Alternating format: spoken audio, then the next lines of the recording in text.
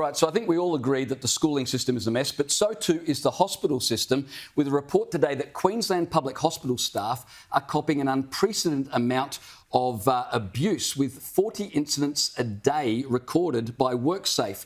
Now, WorkSafe define these incidents as abuse, staff being threatened or assaulted. You can see there 14,000 incidents last year, a 13% increase on the 2019-2020 figures. Now, the union say that staff need to be trained to de-escalate situations, which I'm sure has got its merits, Kel, but there's two problems here. You've got a lot of people using drugs, and they come into accident and emergency wards drug affected. Well, that's a recipe for disaster.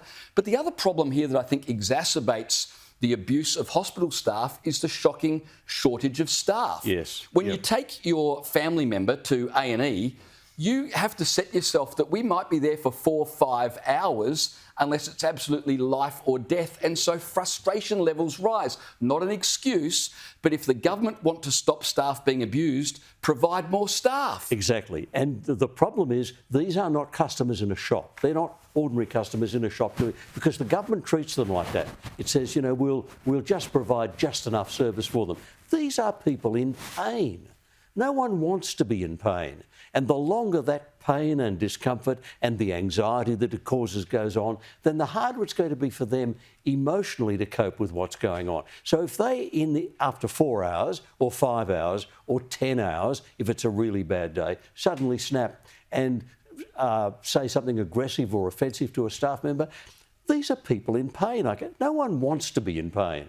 And they're not being treated, they're being treated with contempt by a government that doesn't say, we understand you only come to hospital when you're in pain, when you really need help, when you're in trouble, and we are therefore going to make sure you get looked after properly. That's contempt if they're not doing that. Did these figures surprise you, Liz? No, not at all. And the thing is, this is taxpayer money, right? So in that respect, they are customers, Kel. It's like, no, I've been paying for this service my entire life with my hard-earned taxpayer dollars. You don't often need a hospital if you're, you know, pretty healthy, normal Aussie. You don't often need a hospital. So when you rock up there, this is not what you're expecting. So I can imagine people losing their temper. And often it's not the patients themselves. It's someone like a family member. Say you rock up, your son's in there for whatever reason, and you realise he hasn't been seen to for hours, they forgot to feed him last night, blah, blah, blah, blah, blah, blah. And that is when just normal people lose their rag, as they should.